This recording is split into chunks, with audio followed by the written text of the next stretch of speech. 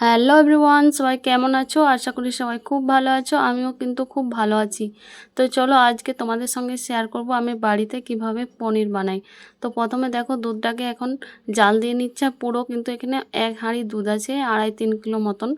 তো তারপরে এখানে ছানার জল দিয়ে ফাটিয়ে নিচ্ছি দুধটাকে। তো পুরো প্রথমে ফুটিয়ে নিয়েছি, আর ছানার জলটা দিয়ে দেখো আস্তে আস্তে একটু একটু করে দিচ্ছি আর নাড়ছি একটা হাতে করে, যেন পুরোপুরি ফেটে যায়। তো দেখো কি সুন্দরভাবে ফেটে গেছে, দেখতেই পাচ্ছ। একটুও কিন্তু আর দুধ নেই, একদম পুরো জলটা সবুজ হয়ে গেছে, দেখতে পাচ্ছ। তো এখন আমি একটা গামছার সাহায্যে করে জলটাকে ছেঁকে নেব, তো ছানাটো।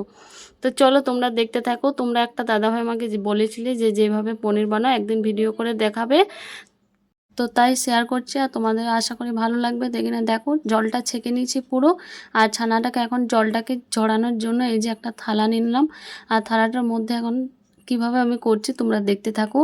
আর এখানে কিন্তু পুরোপুরি আমিই বানাচ্ছি, আর পনির বানাতে আমি জানি, তো তাই তোমাদের সঙ্গেও শেয়ার করে দিলাম। আশা করি তোমাদের ভালো লাগবে। তো দেখো গামছাটা পুরো ঢাকা দিয়ে দিলাম, আর রুটি যে বেলি চাকি সেই চাকিটা দিয়ে দিলাম, তার উপরে কিন্তু সিলটা দিয়ে চাপা দিয়ে দিলাম। সিলটা দিলে অনেকটাই ভারী হবে, সেই জন্য। আর আধ ঘন্টা পর কিন্তু আমি তুলে নিচ্ছি। তো আধ ঘন্টা পর দেখো কত সুন্দর জমে গেছে, একদম যেমন বাজারে পনির সেভাবে পনিরটা হয়ে গেছে। আর গামছাটাতেও কিন্তু একটুও লাগেনি। তো তোমাদের কেমন লাগলো ভিডিওটি অবশ্যই কমেন্ট করে জানাবে। দেখা হবে নতুন ব্লগে, সবাই ভালো থাকবে, টাটা।